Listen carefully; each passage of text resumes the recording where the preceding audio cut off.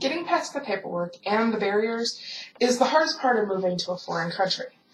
Once you get past those barriers, those hurdles, the fun part comes. You get to figure out what you get to do.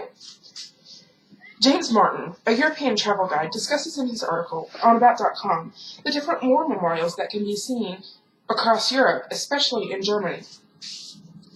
One of the pivotal moments in the Nazi rise to power was the burning of the Reichstag, the seat of the German parliament, is what Martin talks about after commenting on the other World War II memorials. He also says one must remember the origin of something in order to look at the outcome of it.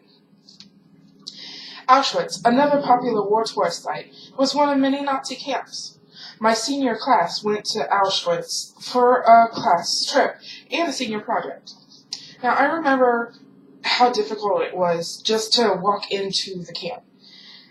The memories of reading how the Jews and the other occupants suffered and the pain that they felt while there.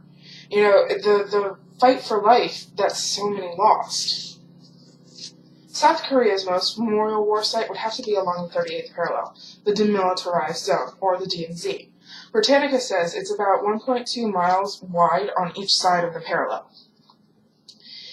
While living in South Korea, my JRTC class went every year to the DMZ. The first time was really exciting.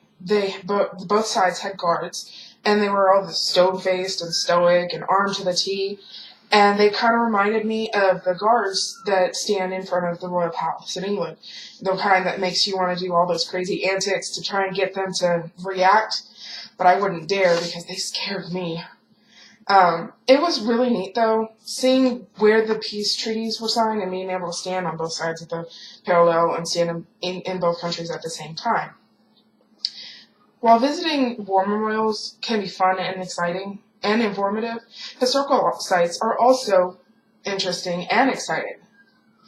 Germany's most popular sites are castles. For example, Neuschwanstein, which is one of the more popular castles in Bavaria, and it's also one of the most well-preserved. It was built by Ludwig II. Now, in order to go up to the castle, you have to start at the very base of a hill, and it's pretty steep, and the walk alone is about 30 minutes, so you're really tired by the time you get up there. Touring the castle itself, though, was really exciting. However, I don't think I'll ever understand why they make the hallways so tiny, and they have banquet halls that are so huge. It never makes sense to me. It's also a very popular ski town. Korea has ancient palaces, gardens, and temples, as well as shrines and other things. Seoul has one of the largest palaces used by ancient Korean royalty that Frommer says is Baiwon, or Sacred Garden, alone is worth a visit.